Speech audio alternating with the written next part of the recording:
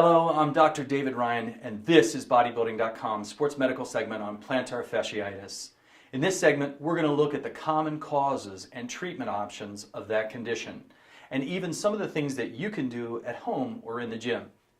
As with any condition, it's always best to seek out professional help and get the right diagnosis before you begin any of your own treatment. Every year at the Arnold Sports Festival, out of the over 20,000 competitors, the #1 injury that we attend to is related to foot and ankle injuries.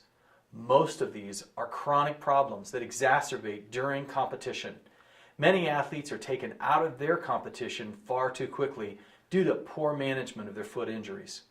It's reported that over 2 million Americans have plantar fasciitis, or PF, each year. It is something that also affects over 10% of the U.S. population in a lifetime. Many athletes who train and compete in their bare feet, like bodybuilders, dancers, martial arts competitors, or fitness competitors, they present special problems that can result in PF.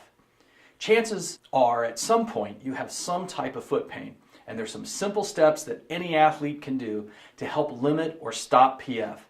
I encourage you to stop walking or limping around on the problem.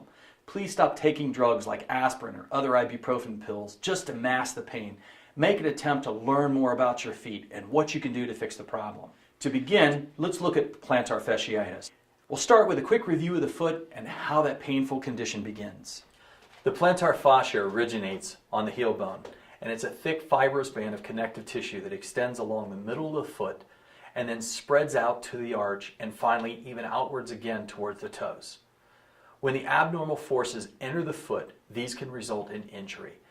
The initial onset of those foot injuries is termed plantar fasciitis. With normal healing, the body should recover and correct the problem, but often athletes re-injure the area, and that leads to tissue fatigue or old injuries. A reaction eventually will occur known as ischemic necrosis, and the plantar fascia is particularly susceptible to this type of development. Necrosis is serious, and since it will break from the normal blood supply and normal healing, it causes decay, like tooth decay, and this eventually leads to a more serious condition known as plantar fasciosis. Getting the correct diagnosis is the key step when starting the healing process.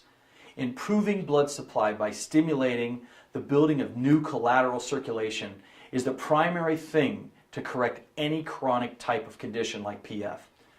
This is very similar to what doctors do for their patients after they suffer a heart attack. They stabilize the patient and begin cardiac rehabilitation. This process is designed to build new blood supply and minimize the damaged tissue. In your foot, once this new blood supply has been established, the correct healing will shrink the areas of decayed tissue and reduce the pain and restore the normal elasticity and function of the foot.